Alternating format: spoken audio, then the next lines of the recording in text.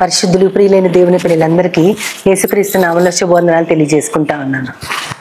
సాధారణంగా నేను చాలా ఫ్రీక్వెంట్గా చాలా మందిని అడిగే క్వశ్చన్, మన ఆది తల్లిదండ్రులు అంటే మన మొదటి తల్లిదండ్రులు ఆదామవ్వలు దేవుని నుంచి దూరం అవడానికి వాళ్ళు చేసిన పాపము ఏంటి అని అడుగుతా ఉంటే చాలా మంది చాలా రిపీటెడ్గా ఒకే ఆన్సర్ చెప్తా ఉంటారు. వద్దన్న పండు తినటం, దేవుడు వద్దన్న మాటని ఆయన ఆజ్ఞను తిరస్కరించటం, ఆజ్ఞాతిక్రమమే పాపము. లేదా కొంతమంది అవ్వమ్మ తన నేత్రాశకి గురైపోవడం, అంటే మోసపరచబడటం, నేత్రాశ, శరీరాశ, జీవపుడంబం వీటన్నిటికీ ఆమె గురయ్యి తాను మోసపరచబడి తన భర్తను కూడా మోసపుచ్చింది అని చెప్పడం. ఇంకా కొంత దూరం ముందుకెళ్ళి కొంతమంది ఏమంటారంటే ఇవన్నీ కాదు, కయ్యను హేబేల్ని చంపాడు కాబట్టి ఈర్ష్య అనేదే మొట్టమొదటి పాపము, నరహత్య కంటే మొదటి పాపము అని అంటూ ఉంటారు. కానీ బైబిల్ చదువుతూ ఉంటే దేవుడు మనకి చాలా అద్భుతమైన విషయాల్ని ఆయన చూపిస్తూ ఉంటారు. నేను ఆ బ్యాక్గ్రౌండ్లో బైబిల్ని చాలాసార్లు చదువుతూ ఉన్నప్పుడు ప్రతిసారి నేను చదివిన వాటిలోంచి కొత్తగా నాకు దేవుడు చాలా కోణాలు చూపిస్తూ ఉంటారు. అందులోంచి నాకు కలిగిన తలంపు, మరి అందరికీ ఆమోదయోగ్యమో కాదో నాకు తెలియదు, కానీ నాకు కలిగిన తలంపు ఏంటంటే ఆదాము దగ్గరికి అవ్వను తయారు చేసి దేవుడు తీసుకొచ్చినప్పుడు వెనువెంటనే ఆదాము కళ్ళు తెరవగానే తను ఒక అద్భుతమైనటువంటి సృష్టిని చూస్తారు. అదేంటంటే సాటి అయిన సహకారిగా తనలోంచి తీయబడిన ఒక ఆకృతిని ఆయన చూస్తారు. అంటే అప్పటిదాకా దేవుడు తాను తప్ప మరెవ్వరు కూడా ఆయనకి తెలియదు, వాళ్ళిద్దరే తెలుసు. ఇంకా అనేక మంది జీవులకి, ప్రాణులకి, మొక్కలకి అన్నిటికి కూడా ఆయన పేరు పెడతారు. అన్నిటికీ కూడా ప్రతి జీవికి కూడా ఫిమినైన్, మాస్కులైన్ జెండర్ రెండు ఉంటాయి. కానీ ఆదాముకు మాత్రం సరి అయిన తోడు లేదని దేవుడు ఆ లోపాన్ని పూర్తి చేయడానికి అందమైనటువంటి స్త్రీగా అవ్వమ్మను తయారు చేసి ఆయన ముందుకు తీసుకొచ్చినప్పుడు, మనకెవరైనా ఏదైనా ఒక కానుక కానీ ఒక గిఫ్ట్ కానీ ఇచ్చినప్పుడు మనం వెంటనే థ్యాంక్ యూ అని అనకుండా ఎప్పుడు ఉండలేము. థ్యాంక్ యూ అని, వందనాలని ఈ విధంగా అంటూ ఉంటాం. కానీ ఆదాము గారు మాత్రం ఆమెను చూడగానే అప్పటిదాకా, అంటే బైబిల్ పండితులు ఏం చెప్తారంటే అవ్వమ్మ రాకముందు ఆదాము దేవునితో 100 ఏళ్ళు కాలం గడిపారు అని చెప్తా ఉంటారు. దానికి తగ్గ కొన్ని జియలాజికల్వి కొన్ని చూపిస్తూ ఉంటారు, కొన్ని లాజికల్గా, కొన్ని ఏమో చాలా ఆధారాలు చూపించి చెప్తారు. ఒక 100 ఏళ్ళు కాలం ఆయన గడిపారని చెప్తారు.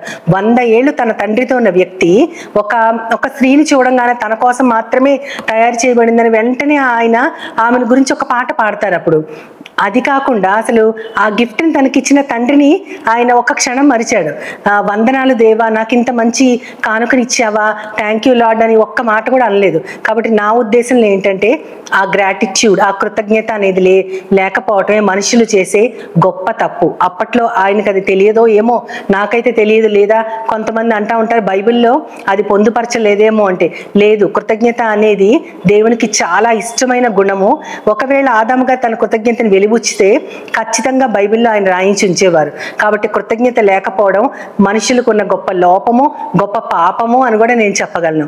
ఈ కృతజ్ఞత గురించి బైబిల్లో ఏం చెప్తున్నారంటే, మనము దినవృత్తాంతాల గ్రంథము మొదటి గ్రంథం తీసుకుంటే కనుక అందులో 16వ అధ్యాయం 8వ వచనంలో అక్కడ ఏముంటుందంటే, యెహోవాకు కృతజ్ఞతాస్తుతులు అర్పించుడి, ఆయన నామాన్ని ప్రకటన చేయండి, ఆయన కార్యాలని జనులకు వివరించండి అని.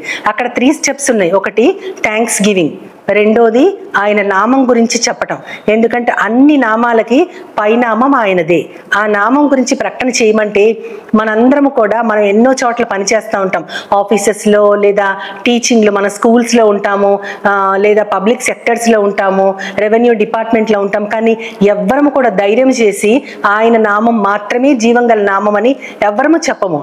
ఆయన కార్యాలు చెప్తాము, దేవుడు మాకు ఇది చేశారని చెప్తాం. కానీ యేసయ్య ఒక్కడే ఇది చేయగలడు, ఆయన మాత్రమే చేశారని కానీ చెప్పలేము. కాబట్టి అక్కడ 3 స్టెప్స్: కృతజ్ఞతాస్తుతులు చెల్లించటం, ఆయన నామాన్ని ప్రకటించటం, అదేవిధంగా జనులకు ఆయన కార్యాలను తెలియజేయటం. దీనిని గురించి దావీదు మహారాజు గారు 45వ కీర్తన 17వ వచనంలో ఆయన ఏమంటారంటే, తరములన్నిటా నీ నామము జ్ఞాపకం ఉండునట్లు నేను జనుల మధ్య కృతజ్ఞతాస్తుతులు చెల్లిస్తాను అంటారు. అంటే ఆయన ఒక మహారాజు, ఆయన పరిపాలనలో చాలా లక్షల మంది ప్రజలు ఉండొచ్చు, కానీ అందులో కొన్ని జనరేషన్స్ ఉంటాయి. అంటే బాగా ఏజ్డ్ పీపుల్, వాళ్ళ పిల్లలు, పిల్లల పిల్లలు, పిల్లల పిల్లలు, అలాగా ఒక 4-5 జనరేషన్స్ ఉండొచ్చు. ఈ తరాలందరూ కూడా నిన్ను జ్ఞాపకం ఉంచుకోవాలంటే నేను చేసేది ఒక్కటే, అదేంటంటే నీకు కృతజ్ఞతాస్తుతులు చెల్లించడం. ఇక్కడ మనం ఆలోచిస్తే మనము మన తాత ముత్తాతలు, మన తల్లిదండ్రులకి మన దేవుని గురించిన వార్తను అందించి ప్రతిరోజు ప్రార్థన చేయటం, మనల్ని క్రమంగా ఆలయానికి తీసుకువెళ్ళటం, ఆయన కార్యాలు వివరించటం, వీటి వల్ల మన తాత ముత్తాతలు చెప్పిన దానివల్ల మన తల్లిదండ్రులు దేవుని గురించి తెలుసుకుంటారు. వాళ్ళు మనకి చెప్పటం మూలాన మనం మన బిడ్డలకు చెప్తా ఉంటాం. ఇది తరములన్నిటా జ్ఞాపకం చేయబట్టం అంటే ఇదే. అంటే జ్ఞాపకం చేసే విషయము దాని యొక్క లెగసీ, అంటే దాని యొక్క ఇన్హెరిటెన్స్ ప్రతి తరములో ఉండాలి.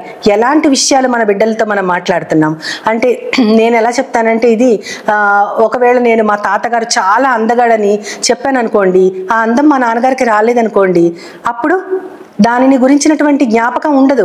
మా తాత ఎలా ఉండేవాడు తెలియదు, కొంచెం మా నాన్నని చూపించి ఇలా ఉండేవాడంటే అది జ్ఞాపకం ఉంటుంది.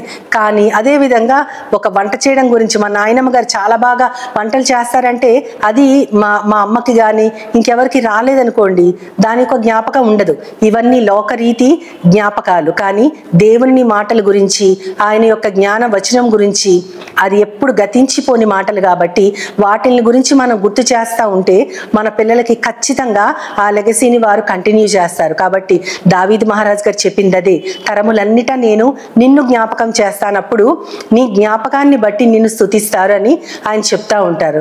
ఇది కేవలము కృతజ్ఞత అనేది మనకు మనమే ఏర్పరచుకున్నదా, లేదంటే మన హృదయాలకి తట్టిందా, మనలోంచి పెళ్ళు బిగేట ఒక ఆలోచన అది అనేది మనం చూస్తే గనక అది ఖచ్చితంగా బైబిల్ దాని గురించి చెప్తా ఉంటుంది. తెస్సలోనికైలకు రాసిన పత్రిక, అది మొదటి పత్రికలో పౌలు గారు చెప్తూ 5వ అధ్యాయం 18వ వచనంలో ఆయన అది ఏమని చెప్తారంటే, ప్రతి విషయంలో కృతజ్ఞతాస్తుతులు చెల్లించటం యేసుక్రీస్తునందు మీ విషయంలో దేవుని చిత్తము.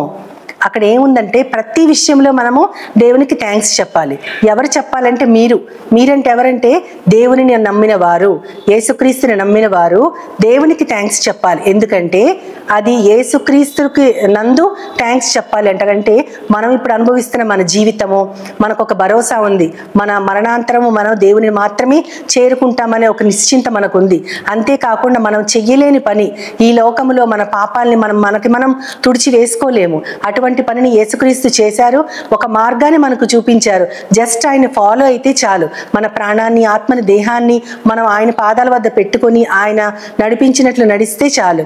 ఇది మాత్రం చేస్తే చాలు, మనము ఖచ్చితంగా దేవుని చేరుకుంటాం. మనం చెయ్యలేని పనిని యేసుక్రీస్తు వారు మన కోసం చేసి రెడీగా ఉంచారు. కాబట్టి దాని గురించి మనమంటే విశ్వాసులమైన మనము ప్రతి విషయంలో కృతజ్ఞతాస్తుతులు చెల్లించటం అది దేవుని చిత్తము. కాబట్టి కృతజ్ఞత చెల్లించటం అనేది దేవుని ఉద్దేశం మన పట్ల ఆయన ఉద్దేశం ఎంతో స్పష్టంగా బైబిల్ దాన్ని చెప్తా ఉంది. అంతేకాకుండా ఫిలిప్పీలకు రాస్తూ పౌలు గారు 4వ అధ్యాయం 6వ వచనంలో కూడా దేని గురించి చింతపడకండి అంటారు.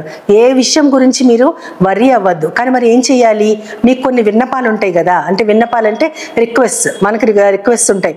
మనము దేవునిని, మా బిడ్డలు ఇలా ఉండాలి, మా కష్టాలు తీరాలి, మేము హ్యాపీగా ఉండాలి, ఆరోగ్యం బాగుండాలి, ఈ విధంగా చాలా రకాలైనటువంటి ఆలోచనలు మనకుంటాయి. ఇవన్నీ కూడా మన రిక్వెస్టే.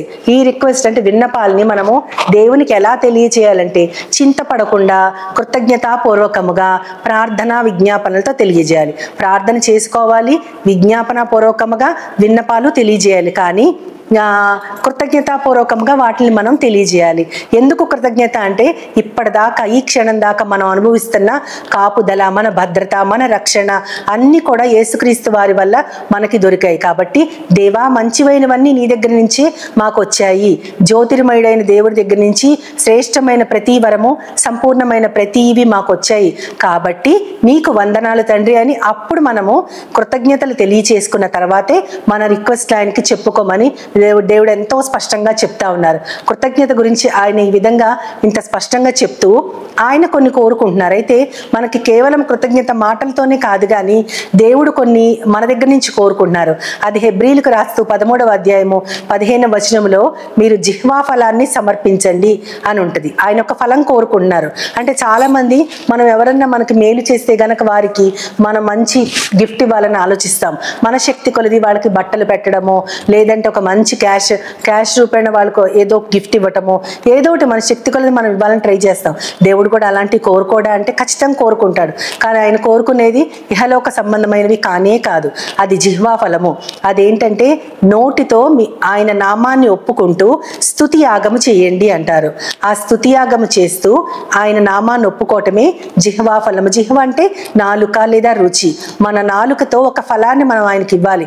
అదేంటంటే ఆయన నామాన్ని ఒప్పుకోవాలి. ఏంటంటే చాలా మంది చాలా గొప్ప మేలు పొందుకున్నాం అంటారు కానీ యేసయ్య వల్ల నాకు ఇది దొరికిందండి, కేవలం యేసయ్య మాత్రమే నాకు ఇది చేయగలడండి, ఆయనది గొప్ప నామం అండి, ఆ నామములో ఎంతో గొప్పతనం ఉంది, ఏదైనా సరే అసాధ్యమనేది లేదని ఆయన నామాన్ని ఒప్పుకుంటూ మనము స్తుతియాగం చేసి జిహ్వా ఫలం సమర్పించాలని దేవుడు కోరుకుంటా ఉన్నారు. అంతేకాకుండా ఆయన మన జీవితాన్ని, మన యొక్క శరీరాన్ని కోరుకుంటున్నారు. అది రోమీయులకు రాస్తూ 12వ అధ్యాయం 1వ వచనంలో ఆయన ఏం చెప్తా ఉన్నారంటే పరిశుద్ధము అనుకూలమైన మీ శరీరాల్ని సజీవ యాగాలుగా దేవునికి సమర్పించండి అని. అంటే మన శరీరం పరిశుద్ధంగా అనుకూలంగా ఆయనకి అనుకూలంగా ఉండేటట్లు, అంటే ఆయన పని చేయాలంటే మనం చాలా హెల్త్ మెయింటైన్ చేయాలి. కాబట్టి ఆయన పని కోసం మనల్ని మనం అనుకూలపరుచుకుంటూ ఆయనకి మనల్ని మనం సమర్పించుకోవాలని దేవుడు చెప్తా ఉన్నారు. అదే విధంగా ఈ రెండు యాగాలు దేవునికి మనం చేస్తే, స్తుతి యాగం ఒకటి, శరీర యాగం ఒకటి, ఈ రెండు యాగాలు దేవుని చేసిన తర్వాత ఎంతో స్పష్టంగా హెబ్రీలకు రాస్తూ మళ్ళీ అదే 13వ అధ్యాయము 16వ వచనంలో ఉపకారము ధర్మము చేయ మరవకండి అంటారు. అంటే ఉపకారము ధర్మము అంటే మనం ఏంటంటే దేవుని దగ్గర నుంచి మనం పొందిన దానికి కృతజ్ఞతగా మనుష్యుల పట్ల మనం ఉపకారాలు చేయాలి, వాళ్ళకి ధర్మాలు చేయాలి. అవి దేవునికి ఇష్టమైన యాగాలు అని దేవుడు చెప్తున్నారు. కాబట్టి మనము దేవునికి స్తుతి యాగము జిహ్వా ఫలం మాత్రమే కాదు కానీ ఆయనకి ఇష్టమైన యాగాలు కూడా ఉన్నది. ఏంటంటే ఇతరులకు ఉపకారం చేయడం, ఇతరులకి ధర్మం చేయటం. ఈ రెండు కూడా మనం మర్చిపోకుండా మన జీవితంలో దేవుడు మనకు కలిగించినటువంటి ప్రతి మేలుని మన మనసులో జ్ఞాపకం ఉంచుకుంటూ ఆయన కృతజ్ఞతలు చెల్లిస్తూ ఆయన మనకు చూపించినది ఇతరుల పట్ల మనము ఆచరించడానికి, చూపించడానికి మనం ఎంతైనా ఆ విధంగా చేయవలసిన బద్దులమై ఉన్నాము.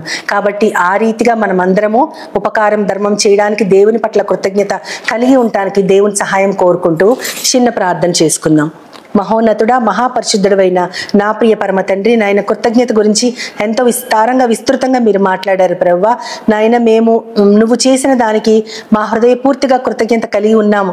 కాబట్టే ప్రభువా మా హృదయం అనే గిన్నె కృతజ్ఞతతో నిండి పొర్లిపోతుంది ప్రభువా.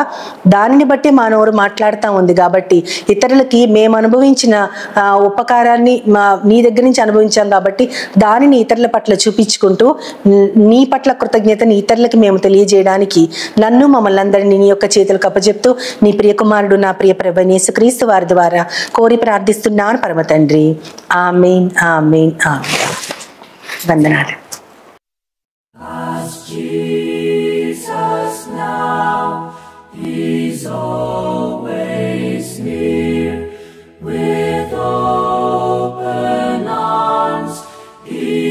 Always near.